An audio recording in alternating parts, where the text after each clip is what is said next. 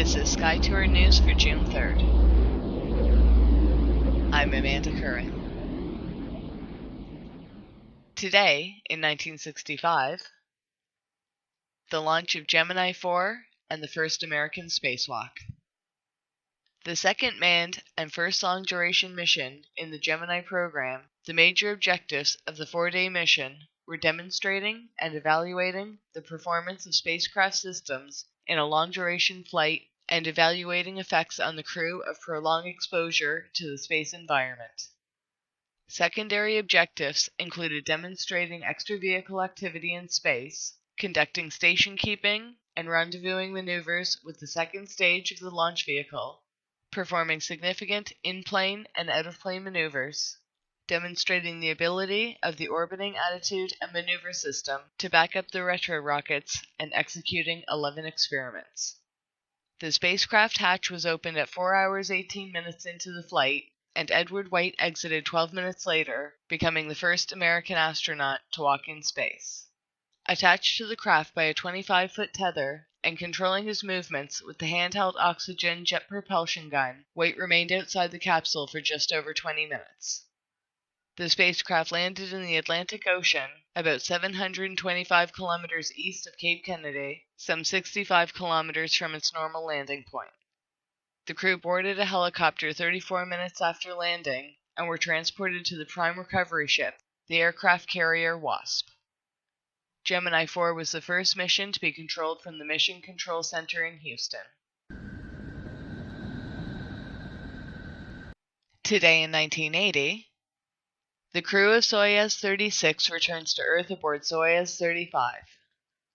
Soyuz 35 was a 1980 Soviet manned spaceflight to the Soyuz 6 space station. It was the 10th mission to and 8th successful docking at the orbiting facility. The Soyuz 35 crew were the 4th long-duration crew to man the space station.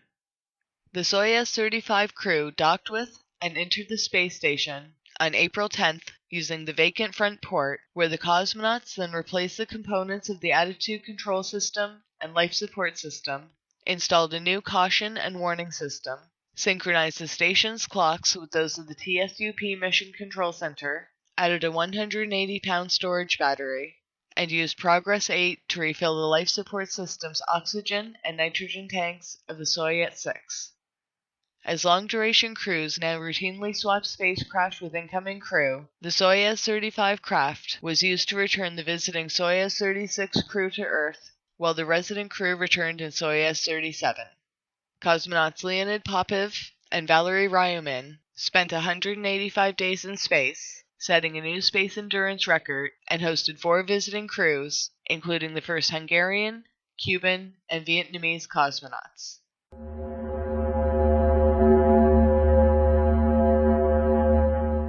Today in 2010, the final stage of the Mars 500 project commences.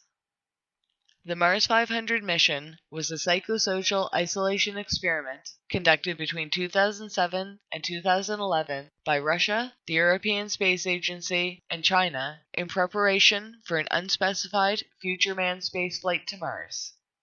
The experiment's facility was located at the Russian Academy of Sciences Institute of Biomedical Problems in Moscow, Russia, where the mock-up facility simulated an Earth-Mars shuttle spacecraft, an ascent-descent craft, and the Martian surface.